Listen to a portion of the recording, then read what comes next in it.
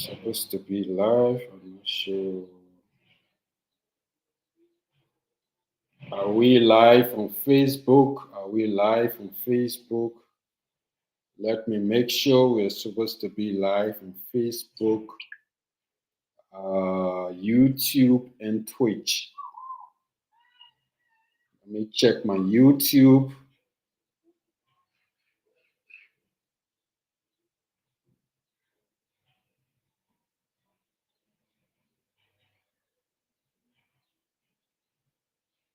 Let me check my YouTube. Are we live on YouTube? Let me check my channel. Okay, so we are live on YouTube. We are live on YouTube.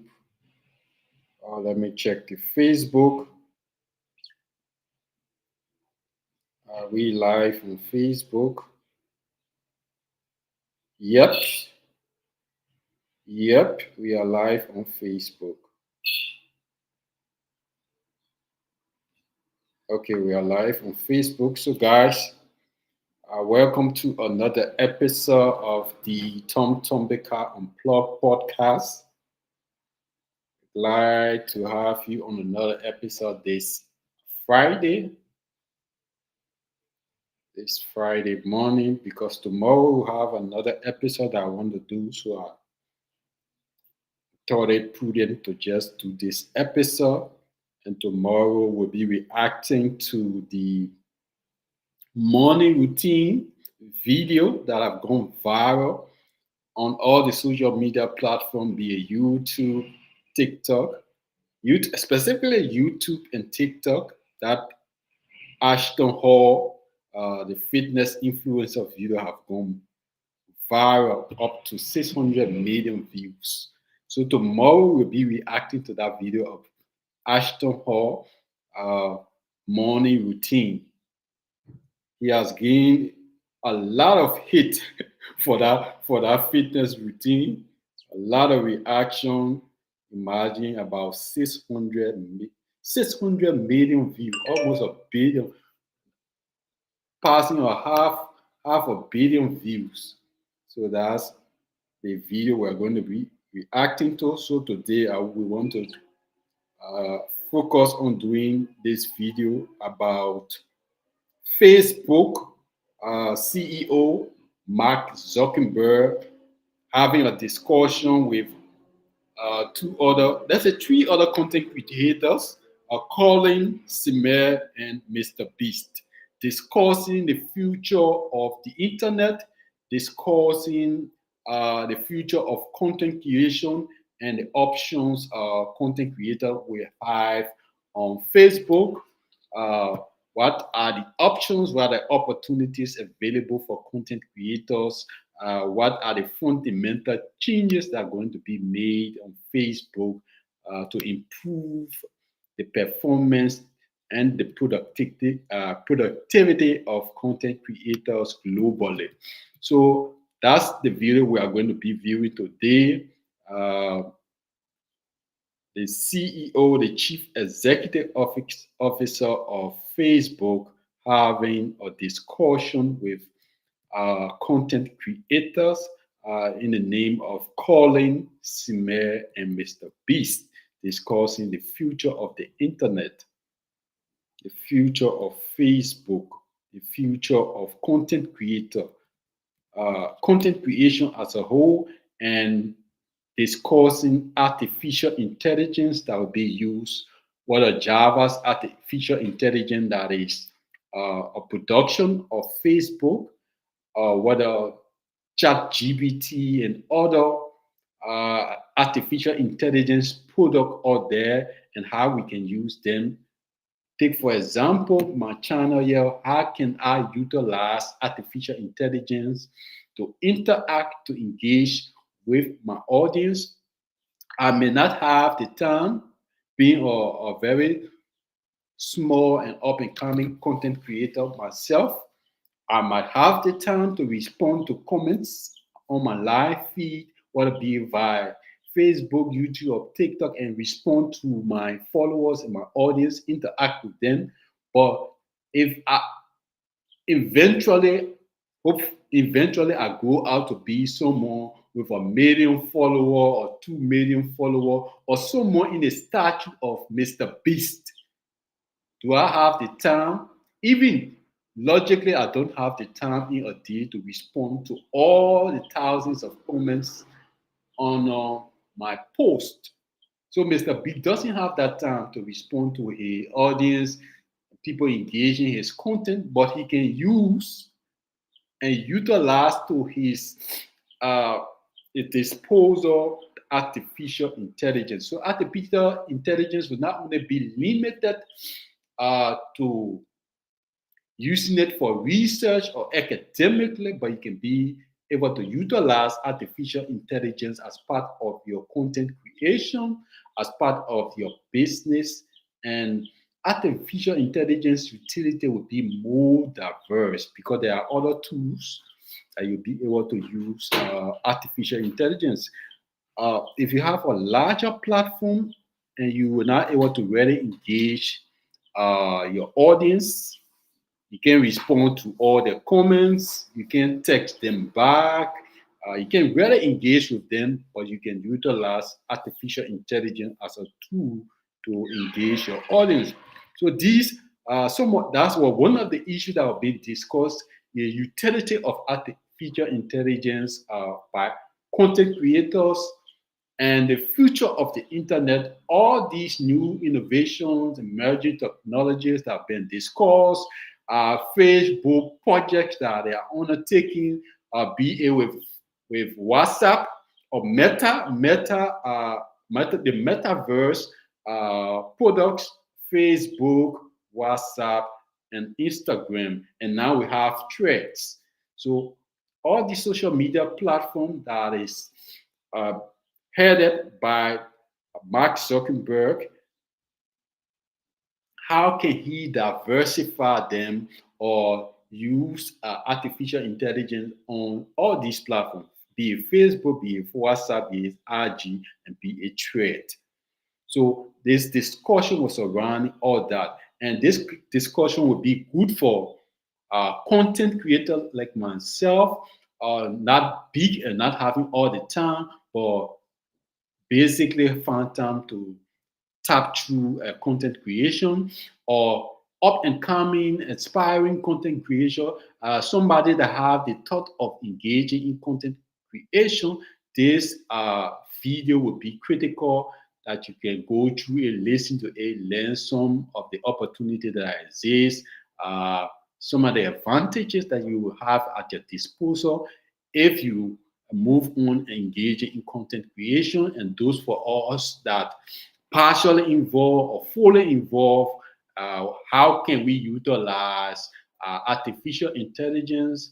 What is the prospect of 2020, 2027, 2028 going forward, the future of the internet? So the CEO of Metaverse, Mark Zuckerberg, sat and discussed with these content creators, Colin and Simel, and including Mr. Beast.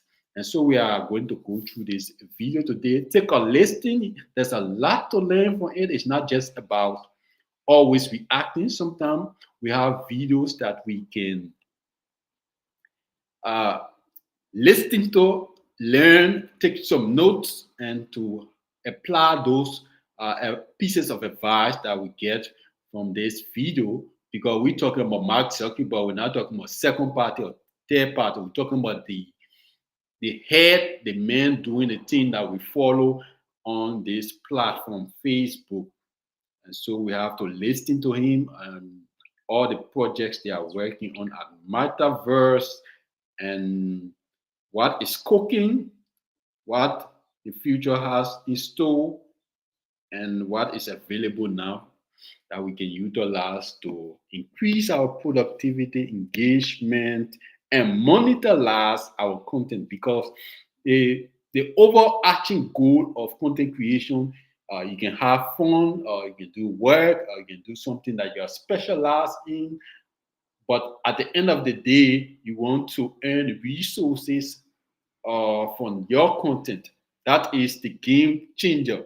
Not just making content for fun without any monetization attached to it or without any reward, but wherein you have transitioned to the place that you are making content and you are earning money for that content you are making, or making viral contents, reaching at a stage that you have viral content on the internet and you can monetize that. That is key. That is the pinnacle of content creation, be it on Facebook, be it on TikTok, Instagram, or YouTube. You want to monetize your content. You want to accrue benefits for your content. All the time you spend, all the discussions you had, whether you are doing it for fun initially, but you want to transition to a stage that you can monetize your content and you can transition your content into a full business.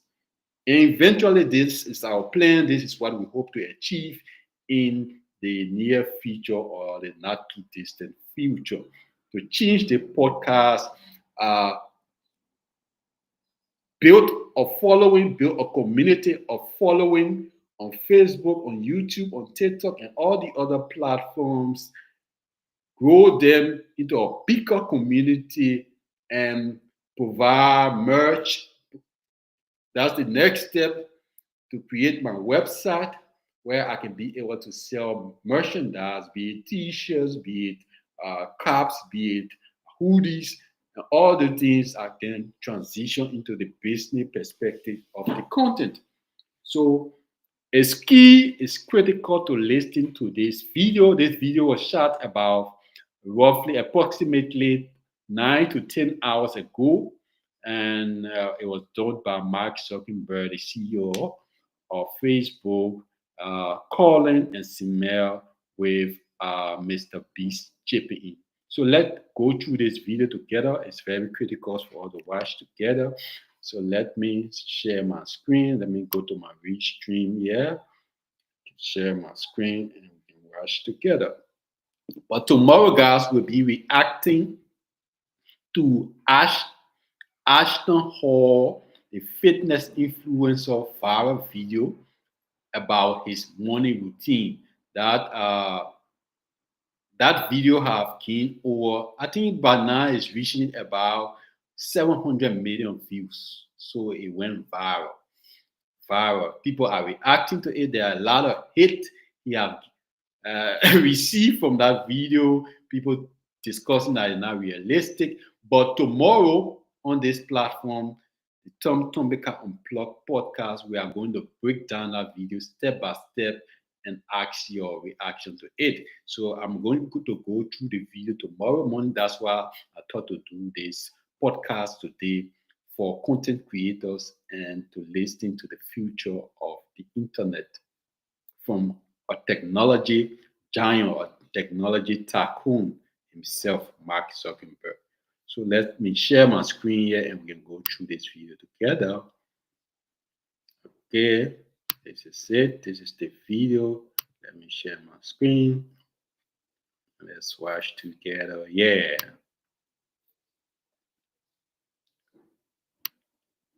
Okay. People talk about wanting generational change and leadership and culture, and this is it. Isn't the toothpaste kind of out of the tube? I just don't think that a lot of creators today think about Facebook. I just want to harp on this because I'm telling you, it will change everything. I agree. What was your experience watching that movie? It was weird, man. If I'm going too hard, you just cut it out. You make it seem like I'm some kind of barbarian. Today on the Colin and Samir Show, we're joined by Facebook founder and Meta CEO, Mark Zuckerberg. I consider this to be like the final boss of tech CEOs. We've had a lot of tech CEOs on the channel in the past year or two, but Mark Zuckerberg is the final boss. So at the end of last year, Mark talked about this return to OG Facebook, which is the Facebook that we grew up with, this more intimate, exclusive environment. And the first move that he's making is bringing back the Friends tab, a place on Facebook now where you can just engage directly with your friends. So we wanted to talk to Mark about why make this move now? What does this mean for the future of how people connect on the internet? And more specifically, what does this mean for us as creators if the internet moves in a direction of more intimate connections? In this episode, we are also joined by Mr. Beast. How's it going? How's it going, man? Jimmy gives some pretty candid thoughts about Facebook and what he would do as the CEO. All right, here's our conversation.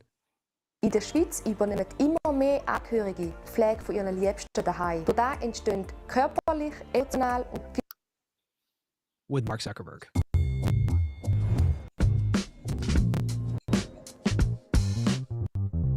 Mark Zuckerberg, welcome to the show. Thanks for having me. Good to see you guys. Thanks for being with us, man. So you just announced that you're bringing the Friends tab back to Facebook. And that's like very reminiscent to how we started using Facebook. There was this time when you launched the news feed where we went from going, just being in this environment with just our friends and a place to connect with our friends and, social media. The newsfeed kind of laid the foundation for what became the creator economy, like the ability for content creators like us, brands, publishers to create piece of content that went out to many people, millions of people. So why bring back this concept Friends tab now? Why come back to the one-to-one or so this like is phase one of bringing back OG Facebook. Okay. All right. So here's basically how I'm thinking about this. It started Facebook, and it started off as this online directory for people to get to know the people around them in their communities. We had all these different utilities on kind of old school Facebook, and then it sort of evolved in this direction that one part of it, which was sharing a news feed, just completely kind of outscaled and ended up being by far the most important part of the product. And we just focused on that, and we focused on it. And now we're here 21 years later, and that feed part in the sharing ecosystem, it's used by 3 billion people around the world. People spend a lot of time on it. They enjoy it. But this funny thing happened, which is that a lot of the other kind of fun and useful parts of the original experience, we just sort of didn't focus as much on.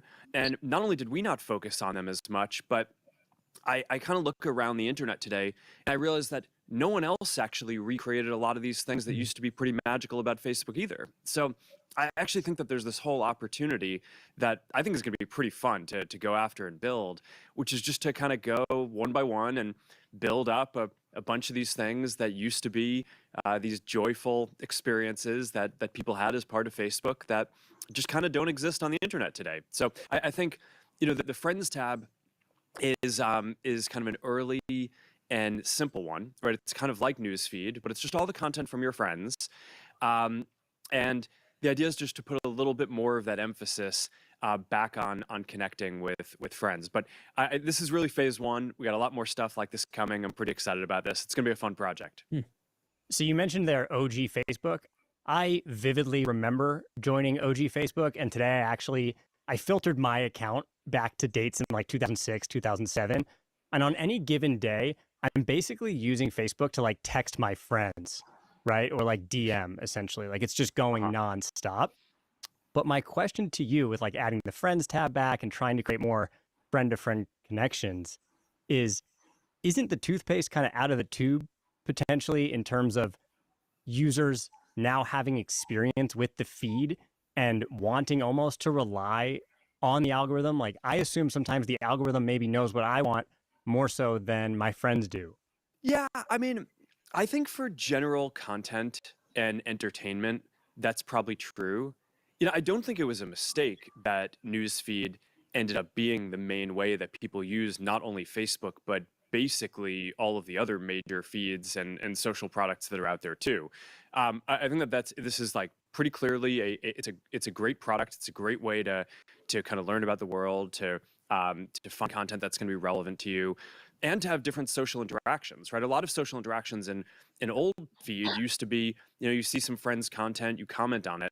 Now I think the modern kind of social interaction is you, from a social app, is you find some content in feed, you reshare it into a group chat, and you're talking to your friends about it there. So I think that for all these reasons, newsfeed and other feeds and similar products have kind of evolved to be the primary thing. And I don't think that's going to change. It's not like, I don't think that like we're going to get to a state where people are using the Friends tab or any of these other things that we're going to use necessarily more than they're using newsfeed. I just think that these also have a place where they're fun and they bring joy and can be an interesting thing that I think people want.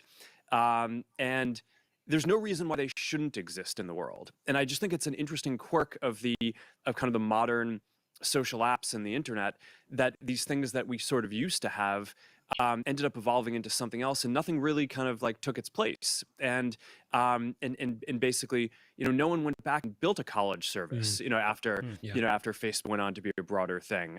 No one went on to. I mean, I don't want to give away too much of the other stuff that we're doing in phase 2, 3, and 4, but it's but I think like there's no reason why there shouldn't be a good friends feed of content from your friends. So I think it's gonna be fun. Yeah, no, I don't think it's gonna be as used as like the main news feed, but I think people are gonna like it. And I think when you add in a handful of other things like this, it will change the way that people feel about and use Facebook. Do you feel like there's signals that you're getting from the internet today that suggest that maybe, people do want more of that intimate setting, connecting with friends? Or is this a bit of like the opportunity to reshape the way the internet is moving right now?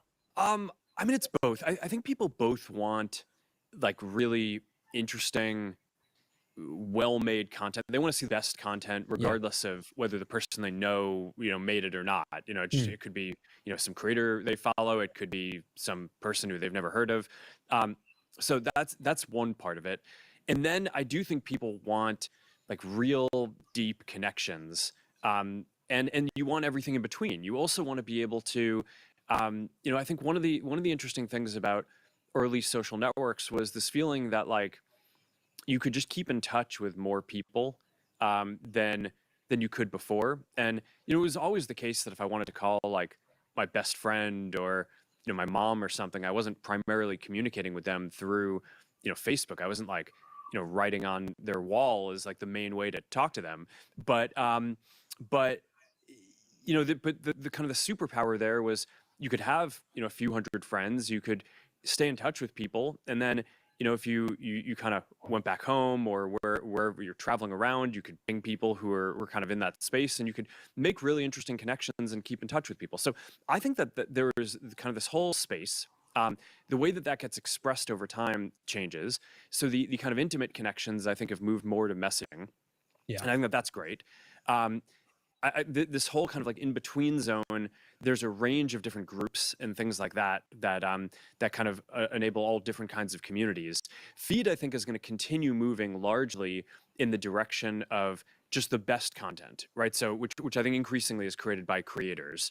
But one dimension of best is socially relevant to you too. Sometimes it's not just like the funniest video, it's like the video that tells you something about someone who you care about, or someone who is relevant to your life that has some utility to you in a different way too. So I think from that perspective, just having an experience where you can make sure you get that stuff if you want is going to be pretty valuable.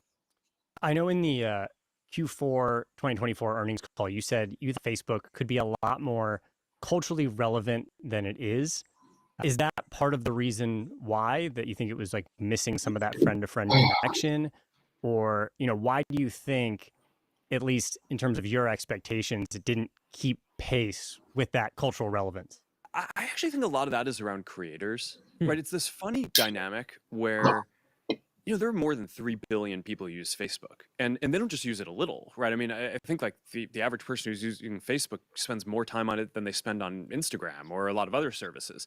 But for whatever reason, and there are a bunch of things that we could go through, if you look at like who are the kind of the top creators on the internet today, or even like, okay, the top 1,000 or 10,000, most of them don't think of Facebook today as their primary home for content, right? So a lot of people will reshare content to Facebook, and the content becomes available there. But you guys know this. It's like there's when you're designing content and making stuff, you kind of have an audience and a form factor in mind. And so if you're primarily doing it for Instagram, it'll feel a certain way. If you're primarily doing it for YouTube, it'll feel a certain way. And then you might reshare it to the other places, but like where you have in mind as your home really matters. So I think that today there's this kind of interesting nature of just how it evolved, because I think Facebook did start off primarily as friends and not as creators and kind of a content feed.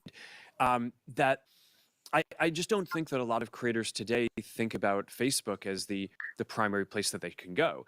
But that by itself actually creates what is, if you think about it in economic terms, it's like this huge arbitrage opportunity because, all right, you have like, 3 billion people who are using this product a lot, want really good content.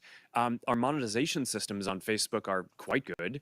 And I think that regardless of whether you look at it as a business opportunity for creators or or just a cultural opportunity to be able to reach a lot of people if you invest in that, that's something that I want to make just a lot more attractive for creators this year. And to me, I think creators are cultural relevance these days, right? I mean, it's obviously being able to have connect with your friends and have those like close experiences. I mean, that matters a lot too.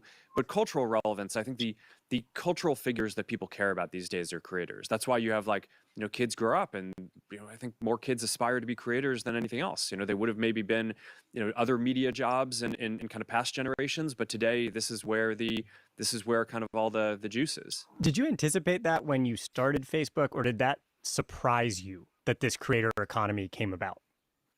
Hello and welcome. I'm Dr. David Costa, the Dean and CEO here at Robert Kennedy College in Zurich, Switzerland.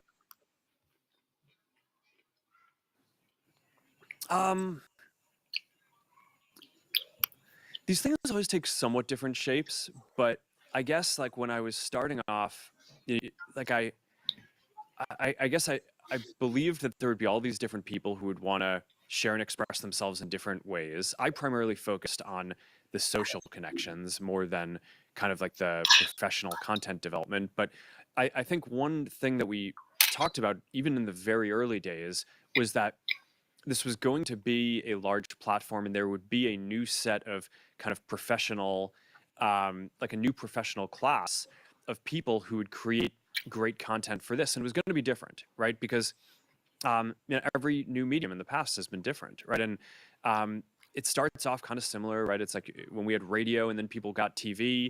The first people on TV were radio broadcasters sitting and talking in front of a TV. And then it was like, no, actually you want something different because you want people who are sort of like charismatic for TV and can kind of engage in that medium.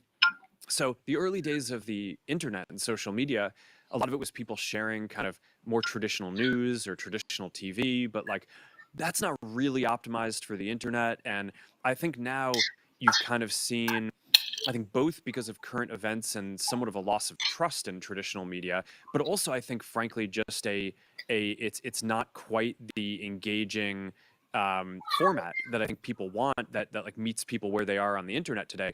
So it just makes sense that would sort of, it's not like these things go away. We still have radio, we're still gonna have TV, we're still, all the media types that we had before are still going to exist.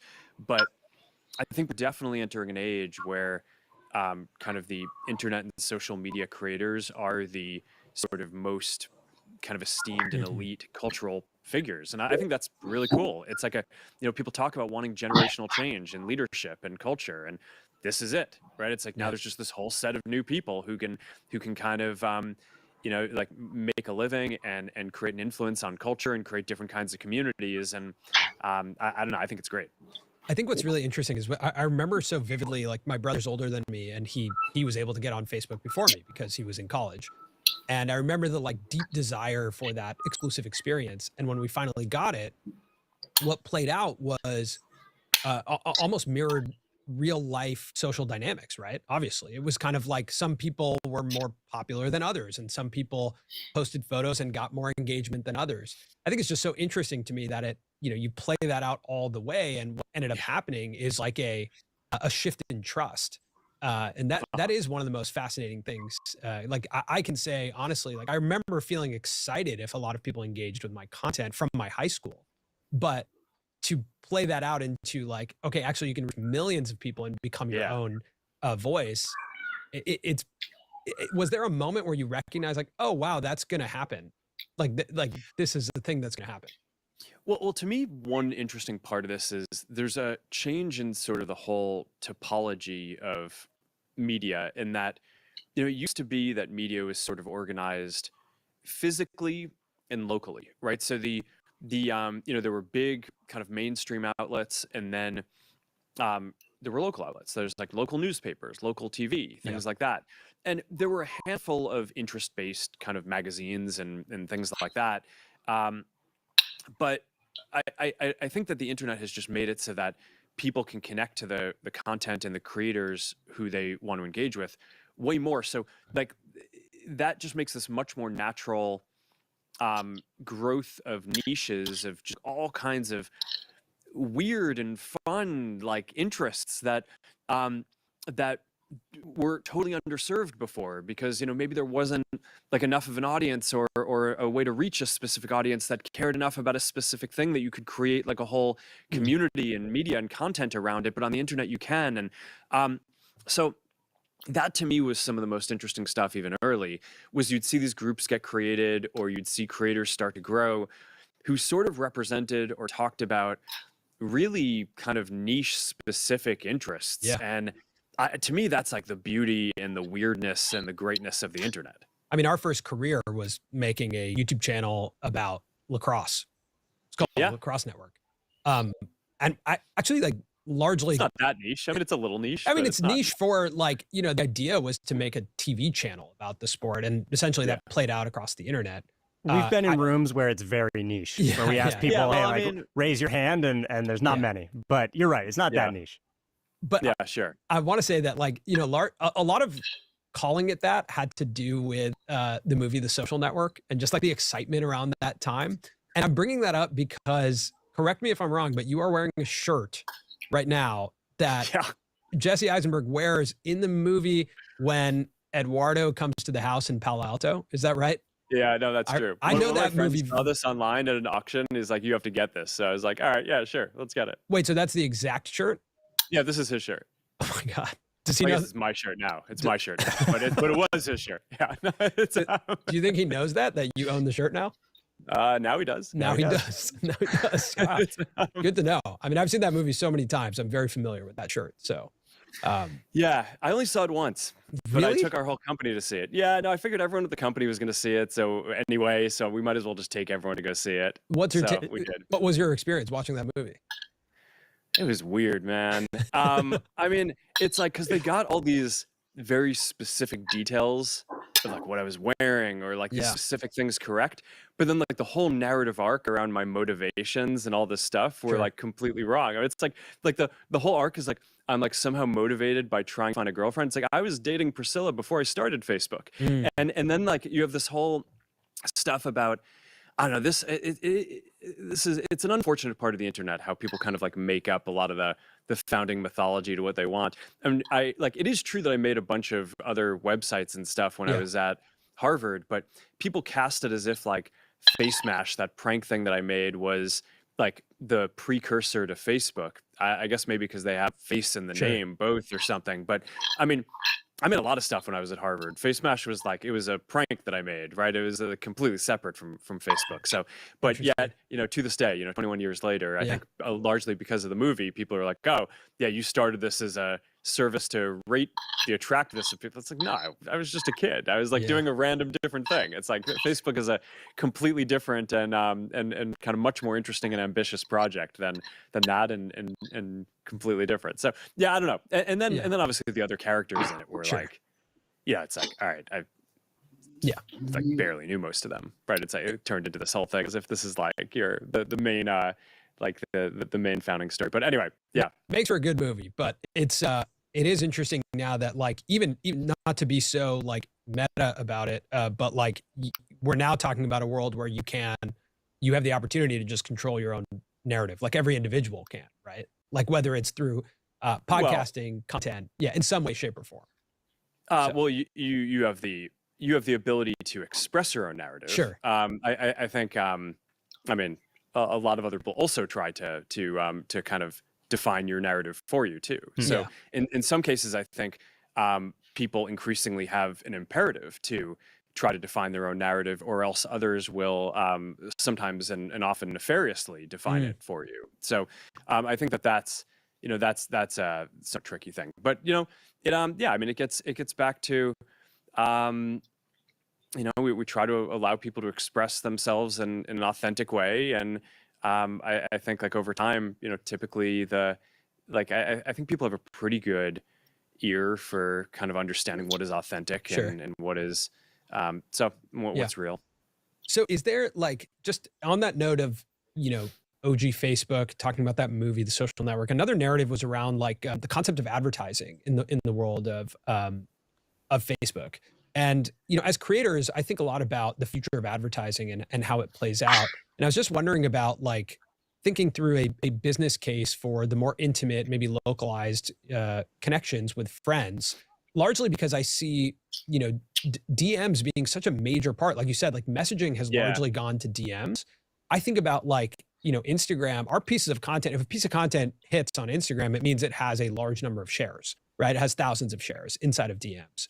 Is there a world where like there's a business case for a more intimate version of the internet, or creators like us thinking through like, is this, as we play out our business, is it always going to be one-to-many advertising business, or is there actually a more localized version of what that looks like? Wir sind Partnerin vom Schweizer Freestyle-Team und treiben den Ausbau von erneuerbaren Energien voran.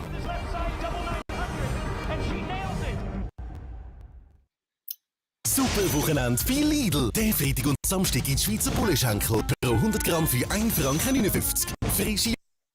Yeah, no, it's an interesting question. Are you asking from the perspective of creators? Is there going to be a business around messaging, or I think, I guess overall?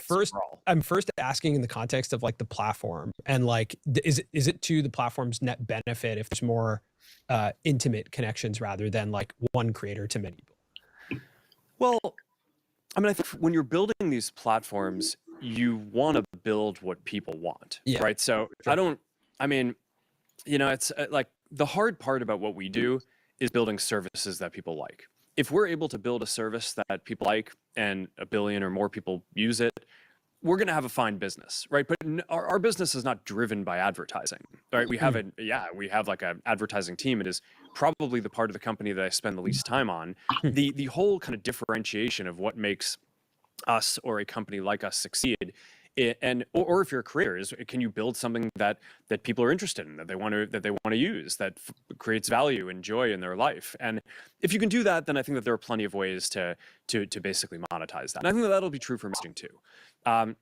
But because the kind of building the service and the content part of it is so much harder, we really just focus on that and getting that to scale, and then focus on building up the business around it later. So, WhatsApp, it has billions of people using it. We're really only getting to the point now, after more than 10 years of building it here, that we're really focused on monetization around it. And I think it'll be very interesting. That'll be kind of the next leg of our business, right? It's Facebook, then Instagram, then WhatsApp. That'll probably kick in as a major kind of leg of our business before any of the AI stuff reaches a massive scale as an independent thing, or the Reality Labs stuff. So, but yeah, I think that there will be an interesting experience there where people will be able to message with their friends, and then businesses always kind of want to be where people are organically. Yeah. So, whether you're, from our perspective, you have people connecting with their friends or family or in groups, that's going to create an opportunity where businesses are going to want to engage with people on the service that they're using. If you're a creator, I think it's similar. We have channels and things like that where you can engage with your community. And then once you kind of have that connection, then whatever your business model is, whether it's sponsored content, or if you're trying to upsell people to other channels that you monetize and sell subscriptions, or you're trying to sell tickets to things or merch, or whatever the your products, whatever you're making, I think that should work in messaging too. It'll be a little bit different. It'll take some kind of energy to figure out how to make that work. But fundamentally, I think the really challenging part of it is going to be around kind of building the very engaging experience. Yeah. I think like messaging with friends is one thing. Messaging with AI and interacting with AI is another. And that's something that creators talk a lot about, specifically like AI creation. And you mentioned there, that your job is to build things people like. I'm sure you have to build a lot of things. People like some things, they don't like others. I remember we were at Meta Connect when you launched the AI avatars, and it was, Kendall Jenner or Mr. Beast as an AI avatar.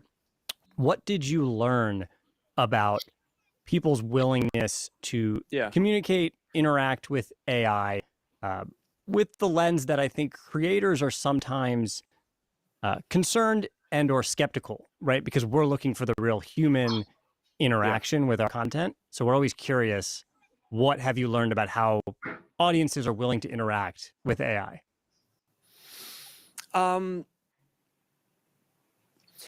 That's interesting. So that was a precursor to this product that we built that we call AI Studio, which is basically the ability for anyone to craft an AI experience themselves that both they can use if they want to use it privately, or they're going to be able to share it and make it kind of an experience that other people can use. And I'd say, all these things are still pretty early, and I think it's, there's like tens of millions of people using it, so it's a fraction of what it will be in the future. But one of my core beliefs on AI is that I don't think that there's going to be like one single AI that everyone wants to use. I think that there's going to be more diversity and interestingness of the content. And this is sort of a different belief that I have than that I think every other major company in the space has, right? It's like OpenAI is building ChatGPT and Google is building their thing. And just the different labs kind of have their main assistant. And we're building Meta AI too, and a lot of people use it. It's like, okay, there's 700 million people and growing quickly who use Meta AI. But my basic view is that there are going to be a lot of different things. It's not just going to be Meta AI. Like, I think every small business is going to want to have their own AI agent that can help out with customer support and sales for people who use, who want to interact with them. So that's hundreds of millions of agents. I think a lot of creators are going to want agents. Almost as sort of like a piece of performance art, but a way to also engage with your community, right? Because a lot of creators, what we hear is like, especially if you're a bigger creator, a lot of people reach out to you and you want to engage with them, but you're limited by the amount of hours in the day, and they want to have some engagement with you, but they'd obviously rather engage with you or your content directly. But if you craft an experience through some kind of creator AI, then that could end up being like a pretty compelling thing that's maybe not quite as cool as talking to you directly, but better than just sending a message to your inbox and getting nothing. So I think that there's that. And then I think that there's just going to be a whole lot of interesting content. Like today, a lot of what the feed experience is you're like, some people create a reel or different kinds of content and you share it. And I actually think in the future, there are going to be all these like one-time use AI experiences where people just kind of, just like you put all this time into making, whether it's a podcast or a reel, that might be an experience that a lot of people have for, maybe they spend a few minutes with it. Like, I think that there will be a whole category around AI like that, where people will basically spend hours crafting kind of funny or quirky or different kinds of AI experiences that are interesting in different ways, and then they'll share them out. And I think that there's just like, we're really just early days in this, but there's going to be a lot of interesting content around this. But I would guess that in a few years, this will be like another content type, just like video and photos. Like people just create AIs that people use as content that are fun. Are you familiar, Mark, with the dead internet theory? Yeah. So for those who are unfamiliar, basically there's a growing theory that AI agents, automated agents, bots make up a large portion of internet traffic.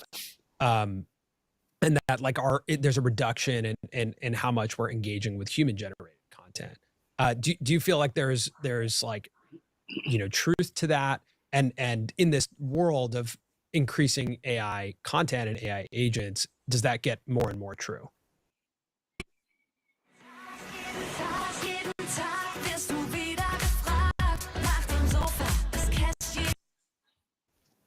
Well, I mean, I think it goes back to one of the things we talked about earlier, where a lot of the more intimate and authentic connections are moving to messaging. So if you look at like the kind of public content that you would see on, if you're searching for Google, for example, on Google, then yeah, I mean, I think that like the quality of Google search results for a lot of things probably has gone down. I don't know if that's primarily or all because of AI. I think a lot of it is also that a lot of interesting content is moving to private services that aren't necessarily indexed in Google.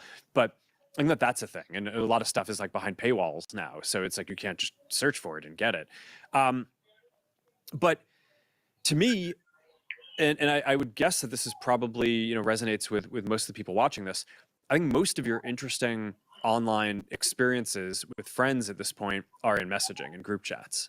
Right. And it's like, to me, that's where both like in group chats and one-on-one, obviously, but that's where I get kind of the funniest content, the most insightful stuff. A lot of the stuff that it gets posted onto social feeds is sort of workshopped and like, even if it's not formally workshopped, it's like people first are talking about it and like, coming and like honing ideas through debates and things like that in group chats. And I think that that's just, to me, that's like the core of internet culture today. Yeah. So that's very much alive. And I think that, obviously I think people are going to talk to AIs a bunch there too, but I would guess that volume will still remain primarily, I wanted to, people. I think I'm so fascinated to see how that plays out. I wanted to go back to something you were talking about in the beginning around bringing more creators to Facebook. Yeah. And I just wanted to say, like, for me, I think right now, especially in the context of video, right? Like we create video, we make long form podcasts. We also make some behind the scenes content. I think for me, I can close my eyes and imagine what a YouTube video looks like, what a TikTok video looks like, what a reel looks like. But it's harder for me to imagine what a Facebook video looks like. And so I think that would be like, at least something in my eyes in this next chapter is kind of defining what the right Facebook creator looks like, or what the right Facebook video looks like. Does that make sense? So do you think that that's something that we need to do? I think, because I don't know that the other services defined that. I think it's almost the creators. Yeah, I guess it's I actually think, in my opinion, like a Facebook video, at least as far as I can tell, the video that is probably shorter, it's incredibly visual right from the start, and it can be consumed without language. I think for us as long form podcasters, we just haven't seen as much success with long form video, and don't know that many creators that are making long form video. I think that would be the push, is to show creators like who is the model citizen, who is succeeding with really long form video on Facebook. Yeah. Well, I mean, my point before was just that there's sort of a vacuum here, because there are a lot of people who want content, and I think it's somewhat underserved today. It's like they're spending a lot of time on Facebook, right? There are billions of people, and a lot of the content that they're seeing is stuff that has been shared primarily on, whether it's Instagram or TikTok or YouTube or other places, and then reshared to Facebook. So it's good content that's there. But I think that there just is an opportunity, a very big one, for creators who want to make investing in Facebook as their primary home, and want to basically explore what is the native content that works well, that is different from that. I mean, the thing that I really agree with in what you just said is it's going to be somewhat different from these others. And yeah, so a Facebook primary creator will create content that fits really well there, and then they'll reshare it to the other places, just like people reshare stuff today. But yeah, I just think that there's a huge opportunity here. I think if we're going to be talking about what the future of Facebook video could look like, the world of creators, we have to add in another perspective. And I think there's no one better than adding in our friend, Jimmy Johnson, Mr. Beast. Oh, there he is. Welcome to the Jimmy, show. what's up, man? How's it going? How you doing? It going, man? I'm doing great. Thanks for having me. We're kicking around right now talking about ideas for Facebook video. I felt like we couldn't have this conversation without you. Also, because you posted on Threads on July 5th, 2023, you said, like this, if Zuck should make me CEO. So it feels like we're in a good moment right now.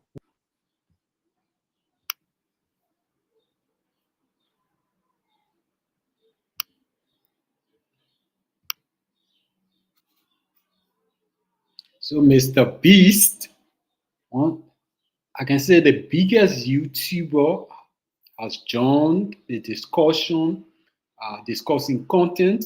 He's the primary example, the pinnacle of content creation is Mr. Beast.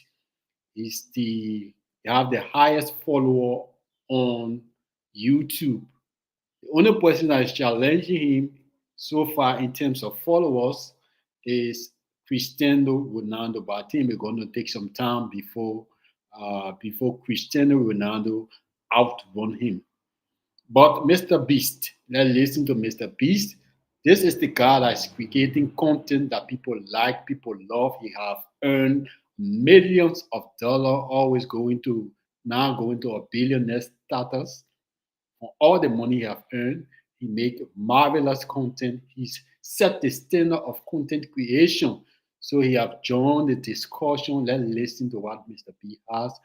For all my content creator out there, listen, learn, and apply. So let's go back to sharing, continuing the podcast. Mr. Beast. We're here. We're all together. What would you do if you were CEO of Meta? Well, before we jump into that, fun fact, when I talked to Mark one time, it was over like a random Zoom. This was years ago. And he was, it's just a funny story people might enjoy. He invited me to his lake to like train and do MMA. And I was like, what the fuck? This is before he made that like public and people even knew he wrestled. And I was like, what is really? I was like so shocked because I was expecting him to be way more nerdy. And I remember just being so confused because he wasn't public with all this stuff back then. I was like, people were like, how'd the conversation go? And I was like, well, honestly, he just kept talking about like MMA and wrestling and that kind of stuff. And I was like, it was just not what I was expecting. So what, you don't ask people to fight you the first time you meet them? I wrestle everybody I meet for the first time. No, it's like, I mean, it's my joke. If I ever had a podcast, it would be hard conversations where it's like first you fight and then you have a conversation. That's actually like, good. Yeah. Ludwig did this thing where it's like chess boxing. So you play chess and then in between your moves, you box, like some version of that, like coding and MMA. Man, that's good. Yeah. I mean, yeah, Mark. Right, anyways, back to your question. Yeah, go ahead. What would I do if I was CEO? Yep. That was the question, basically? That's the question.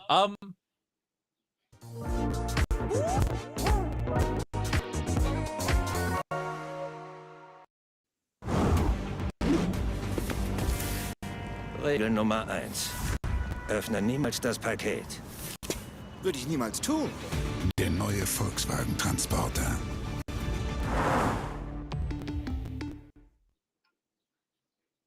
I mean, one thing I think really sucks is like on YouTube, you can do different audio tracks. So 70% of my audience on YouTube, they don't speak English. So I upload videos and then you just upload a bunch of different files. And so if you click on my video in Mexico, it autoplays in Spanish. And we get like 20 million views of video in Spanish. We get 10 million views of video in Portuguese, etc., all around the world. And what's brutal is when I post those same videos on Facebook or any of your platforms, I can't import the dubs over. So my viewership is always just infinitely lower because, you know, people from Mexico and people from Brazil and things like that, they can't watch it with dubs. So, I mean, I know the teams are working on that kind of stuff, but if I was CEO, that's one of the first things I would fast track because it's such a, like, obviously everything you do, you know, revolves around the creators and people who use the platform and you want to help them get more views and more engagement and stuff like that. And it's like pretty crippling. Like once it clicks in your head and you're like, whoa, only like 15-20% of the world, you know, or whatever the number is, consumes content in English. And if you're not dubbing, you literally can't reach, you know, majority of the world. It's like brutal. It feels almost barbaric to use a platform where you have to like pick a language. You know what I mean? Yeah. No, that's definitely a good one. And I think that this is a good example of where AI is going to be very helpful too for auto dubbing into basically every language. But yeah, no, I mean, I think that historically, I do think that there have been a number of tools like this that we've needed to add. And our team is, especially on the Facebook side now, is really prioritizing building out all the tools that creators need to make Facebook their primary home.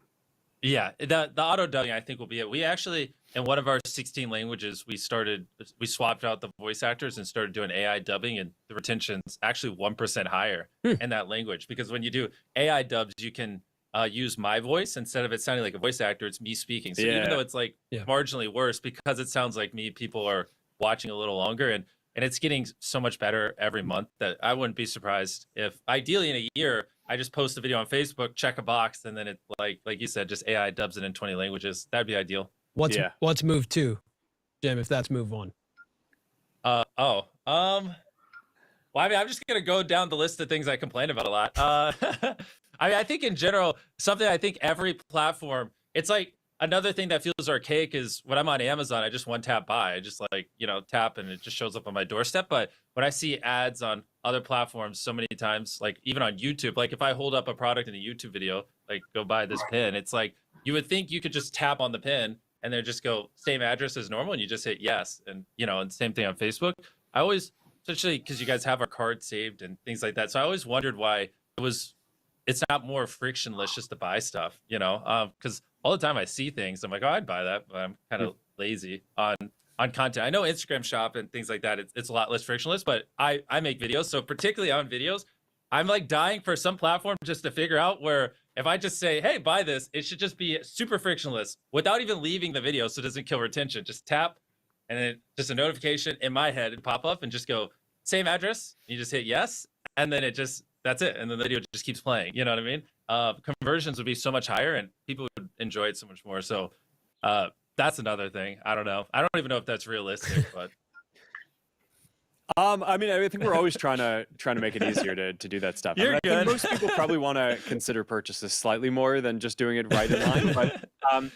But Jimmy would prefer if it was just right away. Yeah, I know. Well, it's like brutal too. And again, I don't even know if this is what people want. Just from my perspective, I hate when people have to like leave the video. No, it makes sense. I do think that better kind of understanding within content of segmentation of what the different things are, so you can engage with the different things. I mean, this is all stuff that's kind of coming. It's not long-term research. It's just stuff that needs to get built into products. I mean, I'm curious, how is your short-form video monetization on Facebook going? It's actually pretty good. Weirdly, it's like over 2 times higher than every other platform. So I don't know what you guys are doing, but well, that's the arbitrage I was talking about. I actually think that there's a thing here that's not that abnormal of a result. I mean, our monetization on Facebook is quite good. I mean, our ad system is quite good at basically being able to recommend content to people and be able to, and like you said, I mean, a lot of people are buying things on the platforms, so we can make it frictionless. You have the credit cards on file. Historically, I think, in some ways, the monetization tools have been more mature than even a lot of the creator tools on the Facebook side, at least, because we focused early on friends. But as the creator tools kind of get better and better, or if you're an experienced creator who just knows how to do this stuff, then like there just is this big arbitrage opportunity of being able to come reach the billions of people who are on Facebook and monetize generally better than almost all other social platforms out there. Yes, and hopefully within a year have dubs and you can reach even more people. I think I think your request of getting that within a year is very reasonable.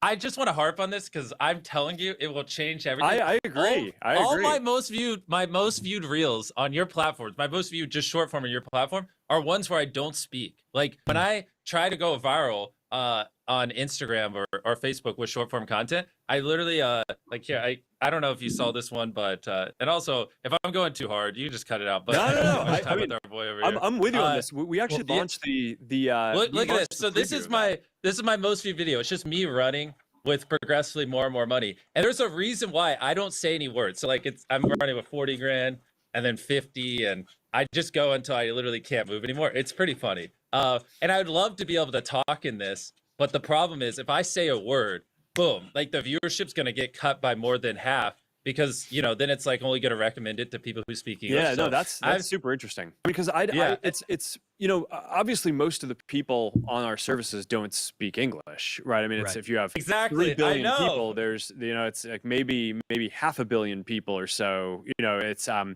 maybe a bit and then more than of that. the people who do speak English, how many is it their first language where they actually want to consume content? Yeah, in it? totally. So it just totally. But I mean, but it sounds like from what you're saying, I think the opportunity for the AI dubbing may be even bigger than what I thought, because I kind of viewed it as just, okay, create content in whatever language you want to start, and then you'll get it in all the other languages.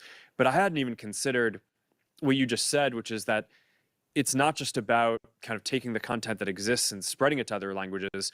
People aren't even creating content in some cases because language is going to be a barrier.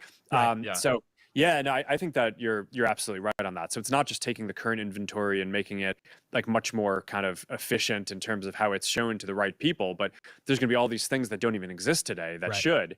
So yeah, I think within a year we'll have that.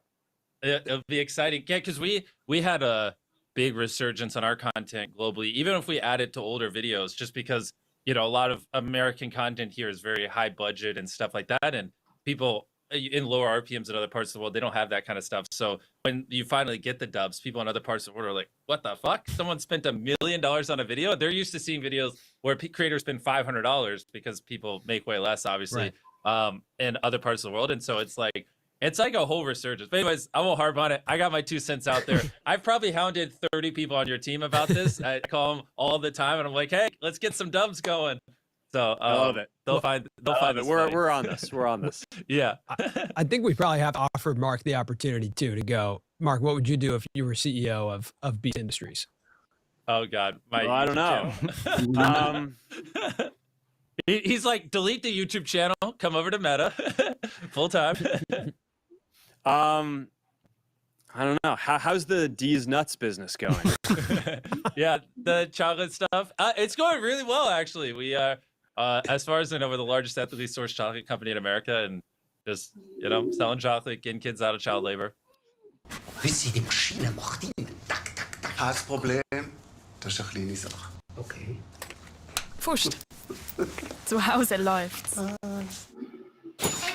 Chicken McNuggets, McCrispy, Chicken Caesar Salad, Homestyle Chicken mit Bacon, Spicy McCrispy, Chicken Wings, Chicken Paprika oder genießt unseren Homestyle Chicken Honey Mustard.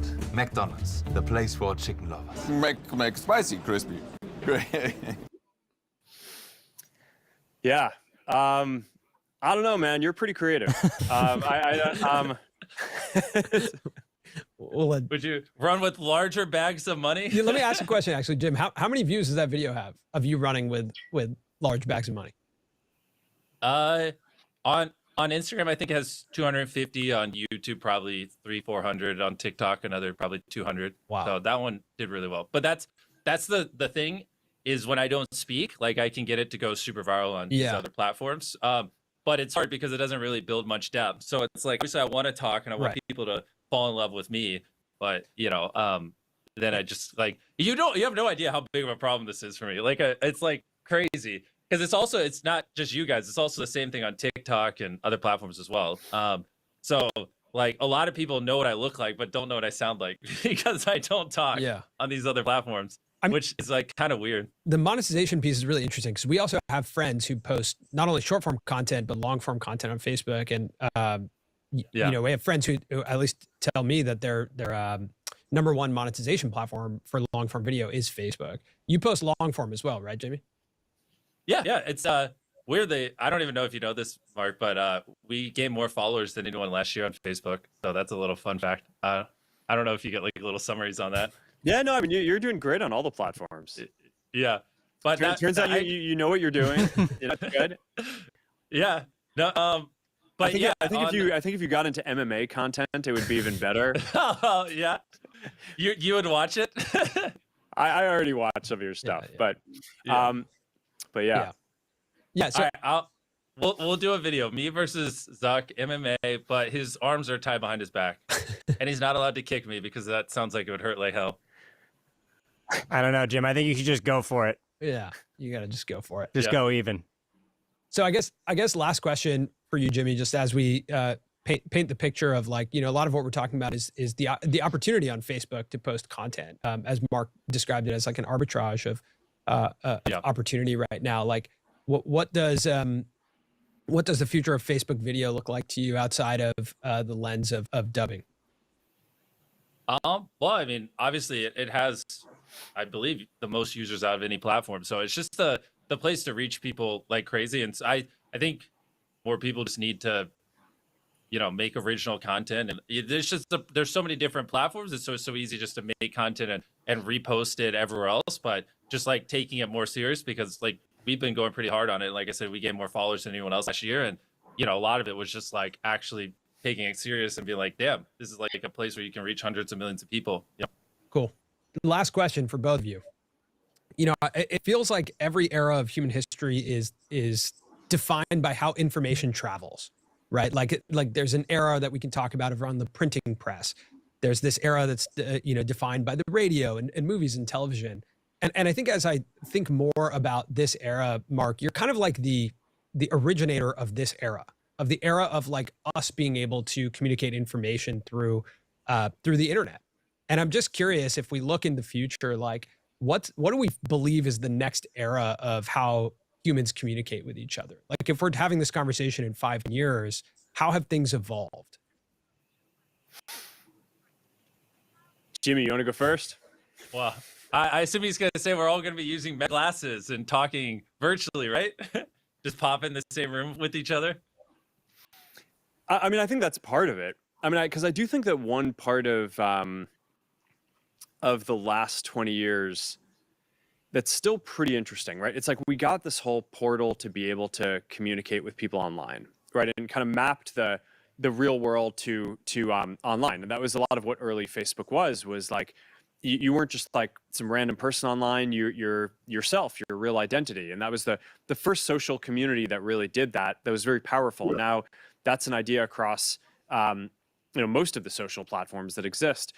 But one thing that's still kind of interesting, so we're 20 years later, and when we want to access the internet, we basically have the physical world all around us, and they just have this like tiny little rectangle that you use to access like all the digital content that's out there. So, I mean, to me, the thing that's going to be interesting about glasses is it's not just that, yeah, you're going to be able to feel like you're there with someone, even no matter where you actually are physically. It's the kind of complete merge between the physical and virtual worlds, right? The idea that the digital content that's going to be created isn't going to be confined to only being consumed through this like 6-inch, like phone rectangle that you have. It'll be that you can kind of have holograms and content all around you. And that's going to open up completely new opportunities for content creation that historically we probably would have thought of as like software development, right? Or like an app, right? I mean, maybe, you have a hologram or you have some object or you're creating some game or something. Maybe like a TV that's on your wall in the future. It's, it doesn't need to be a physical thing anymore. It'll be a hologram, but it can display any content. And maybe in the past that would have been, like a software engineer or someone like that building it. But I think with all the AI tools, it's not going to take a software engineer to build it. It'll be more like a content creator who's basically using AI tools in order to create all this digital content that will basically just be able to populate and we'll be able to bring around with us all wherever we go in the world. So, so I think that's going to be pretty compelling because today, even as important as the internet is in our lives, it's still just quite odd to me that you access it through this very small portal and it's just not fully integrated with us physically. And that's definitely going to change. How many years do we live in that life? When I'm walking home, I don't have a TV on my wall because your glasses are so good. It just like puts it there and all these things digitally. Well, that's an interesting question. I think we're going to have glasses. I mean, we have the Orion glasses as sort of the prototype now. We're aiming to have the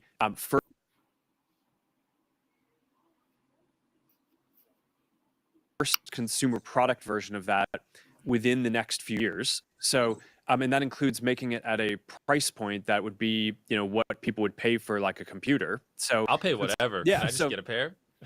Well, if you haven't played with it, you should definitely come to our office and I'll show it to you. But but one of the issues with it for the first version was it's we didn't want to sell something that was many thousands of dollars, right? We wanted to wait until we can get it down to about the cost of a computer or a high-end phone, and then sell it once it could be accessible to more people. But that's coming in the next few years. To your question, when are you going to not have a TV on your wall? That's an interesting question because, typically new platforms haven't fully made it so old ones disappear, right? So, when we got phones, we didn't completely stop using computers. It's just that the phone became primary, right? So now it's like, I find all the time I'm sitting at a desk, I have a computer in front of me, yet I want to send someone a message. I like pull out my phone to do it, right? I don't like, type them the message on my computer, even though I have WhatsApp there too. I'll just do it on my phone.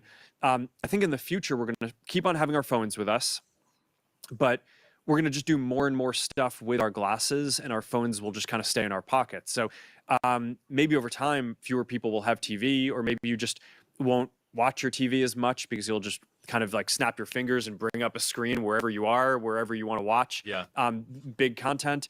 But there are a bunch of, I think physical stuff is going to continue being valuable for a while, and obviously in this world too, a lot of the point we're talking about content, but a lot of what I get excited about this, like you were saying, is about the connecting with people thing. I mean, bring back to where we are today, and it's like, all right, we're launching the Friends tab on Facebook. We've always been about connecting with people as kind of our primary thing, and I think in the future this is going to enable, like, there is something that's just very special about this feeling of presence, like you're there with another person, you can make eye contact with them, you feel like it's a very different kind of experience than you're sending someone a message, or even you're doing video chat. It's like the feeling of being with a person is pretty magical, and that's just something that no product has been able to deliver so far before AR and VR. So yeah, I'm very excited about this. But yeah, no, next few years I think it's going to be but I think, more importantly, is it going to have an annoying little battery with the cable I gotta plug it into that I gotta keep on my hip? Well, I think for the glasses, we're not gonna. No cable. I mean, in the glasses, I think are going to have to. I mean, so they'll have a battery. They'll use compute from your phone. They'll have external compute if you want to grab more. I mean, the Orion prototype has that. No, it's gonna be I think we need to get Jimmy up for a Orion demo, because Colin and I did that, and I would say that was a pretty amazing and pretty like holy shit experience. Yeah, that's a good one. You got to come out. But in the meantime, I think I've got to run, guys. I got to go build AI dubbing. And he's got an AI dub, so he can then wrestle someone tonight and snap their fingers or something. All right. Okay. Well, it was fun. Mark, thanks so much. And Jimmy, thanks for joining. You guys. This was awesome. No problem. Thanks, Mark. See ya. Yeah. See you guys. Later, man. Take care, boys. Yeah. Ojono-Nacht. Drei-Phasen-Innovation. Zeitlich versetzte Freisetzung während 8 Stunden. Mit wertvollen pflanzlichen Inhaltsstoffen. Ojono-Nacht in Ihrer Apotheke und Awesome. Do I have to hit stop recording before I leave? We'll stop the recording, but thank you guys so much. Yeah, thank you guys. Fun. You can just exit out. That's funny. I only remember asking you about MMA at the end. I wasn't gonna bring this up live, but you were talking about how you felt like your videos would do better if you were in better shape. And you were talking about how you were getting into better shape, and I suggested that MMA would be a good way to get in shape. I don't want to call you out on this, but you should have brought that up. That would have been funny. I mean, no, but even then, I was just so caught off guard because I could just tell you're very passionate, because obviously as an entrepreneur, I'm like, oh, he's probably like a nerd that just talks about business all the time. Like, and I was just like, because you weren't public about any of it. I got it right on the cusp, and I was like, wow, he like how he is towards this is what I was just expecting him to be like that and only talk about money and things like that. So you're just like way more rounded than I thought you were. I was just trying to help you get in shape, Jimmy. You know? Yes. But you make it seem like I'm some kind of barbarian. It's like. Well, I mean, it's good for you. Who tries to fight people they've just met? You know. That's so good. Well, and the other thing too, you're like, didn't you fly your helicopter, right? Yeah, no, that's fun. That was the other thing that I was like, damn, he's gonna. That just seems like a disaster waiting to happen. I'm surprised they let you do that. Well, they didn't for a while. The security team convinced me for me to let them drive me around for 10 years, and then finally I just rebelled and was like, you know what? Not only am I going to drive myself, but I'm going to fly a helicopter. So. Dang. I bet your insurance policy went through the roof after that. I don't know. I do think we had to disclose in some SEC filing that I have like extreme hobbies or something like that. I don't. Really? There's some filing out there, but it's so funny. Oh, anyway. God. All right, good seeing you guys. All right, Mark. Likewise. All right, Take care. See you guys. All right, man. Initial reactions? Can't believe he's only watched The Social Network once. That was crazy. It's such a good movie. That was surprising to learn about, that he's only seen the movie once. Because like that movie was so influential in, I feel like, in our relationship to work. Like what work looked like for a young person. I'll never forget, Justin Timberlake or Sean Parker saying, you know what's cool? $1 billion. Or drop the. Like there's so many just unbelievable moments from that movie that I feel like dictated how I thought about what I was doing in my life. I thought the conversation around cultural relevance was interesting because there's a big difference between using an app to DM someone and message and something that actually has cultural relevance. Sure. And his answer to maybe why Facebook lacked some of that cultural relevance or fell off a bit is because he said creators don't consider it their primary home. Right. No one Which I thought was interesting for him to acknowledge and say, like, yes, there may be a lot of creators on Facebook, but across the board right now, they are the most influential, and maybe they don't consider it their primary home. I don't think we have a strong grasp on what it means to be a user of Facebook right now. Like, I totally get. I think it can mean so many things. Like, I use Facebook right now primarily for marketplace. Right.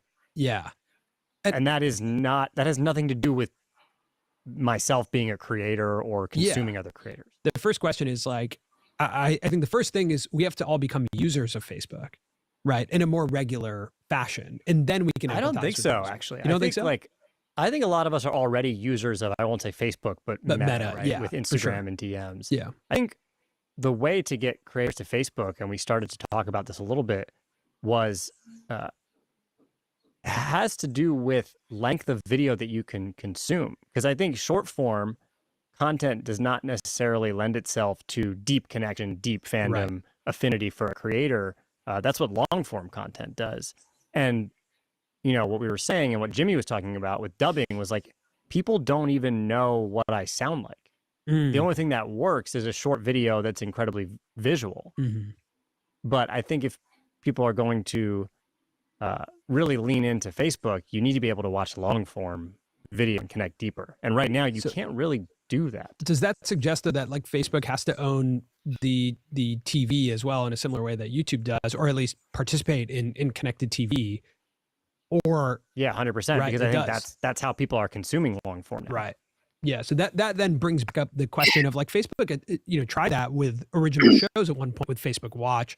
I think every platform moved on from the concept of original shows and wants to just allow creators to make the content.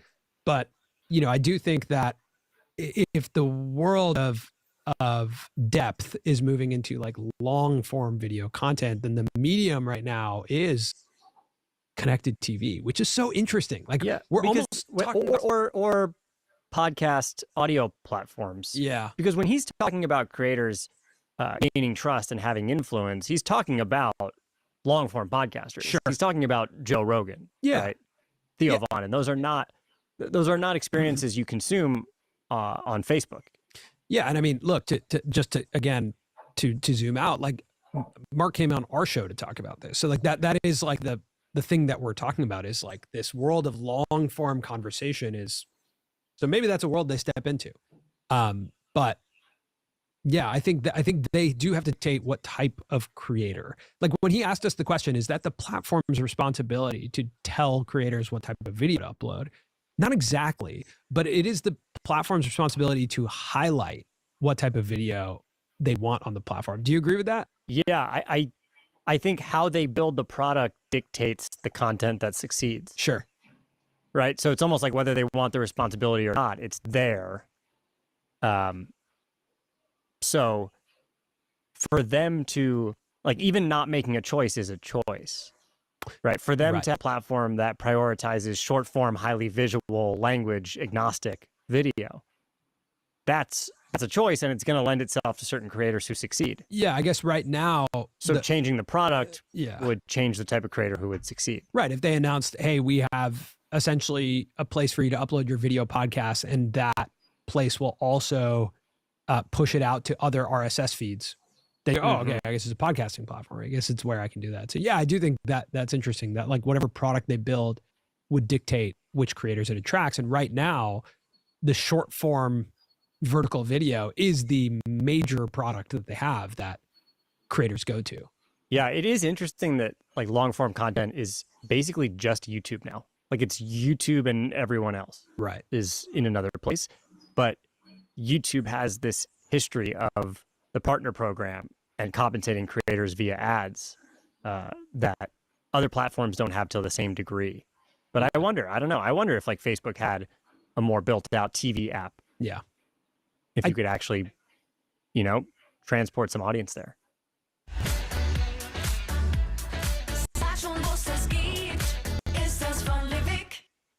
Seit der Hase von der Clara weggelaufen ist, erzählen ihre Eltern, er sei der Osterhase. Darum ist bei der Clara jetzt jeden Tag Ostern. Und weil es bei Coop die grösste Auswahl an Osterprodukten gibt, hat es gelangt, bis der Osterhase sein letztes Nest ausgeliefert hat.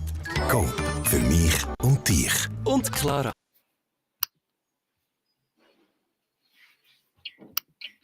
I do think just zooming out and going like his idea for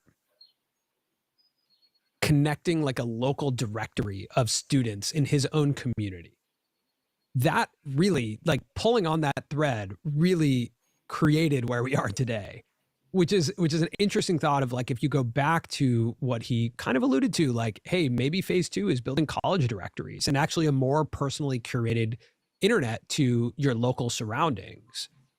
Where do we net out, if we come back to that and like the younger generation gets that experience again of, oh, whoa, the internet used to be actually pretty localized, because the current, group of like, 20-year-olds or college students, like their experience with the internet is you produce something for a lot of people. You don't necessarily like produce something for your friends unless it's in the context of a message. So I think you do it though if it or you did it at least if it felt private or if it felt exclusive. Yeah. Like when we were on OG Facebook, it felt private. It felt like adults didn't actually know that's true what we were posting, the photos that were going out, and it felt like an exclusive opportunity. Okay, our school now has access. That's true. And I wonder, how do you recreate that for younger generations where they feel like their experience is exclusive and unique again? That's a really good point, because I think back to the photos I was willing to post at that time on Facebook. Like, it's pretty wild. Like that was under the assumption that no one was going to find them, and then which is probably why Snapchat took off. Right. Here's photos that will disappear. Yeah. Interesting. Well, I mean, look, that was a that was such a unique opportunity to sit and like talk to someone like that who was such a major figure in building the infrastructure for the way like our career works, and also like the way that the world is connected today. I would say it felt very intentional that he wore that shirt. Clearly it was intentional. Clearly that was very intentional. I think it's very interesting that he's pushing on this nostalgia play. Very interesting to see if he aggressively goes, hey, I can also empathize with him a little bit, and I don't want to suggest that I'm like Mark in any way, but I can empathize with the fact that he made a brand, and like Facebook was his brand that really first took off. And I'm sure he's kind of like, whoa, Facebook's not a part of this conversation anymore. Like, that's my brand. I want that to be a part of the conversation. Totally. All right. Well, that was an awesome episode. That was an awesome experience. Thanks everyone for listening. Thanks so much to Jimmy. Okay. So that brings to an end this podcast. Stop sharing here. We are back.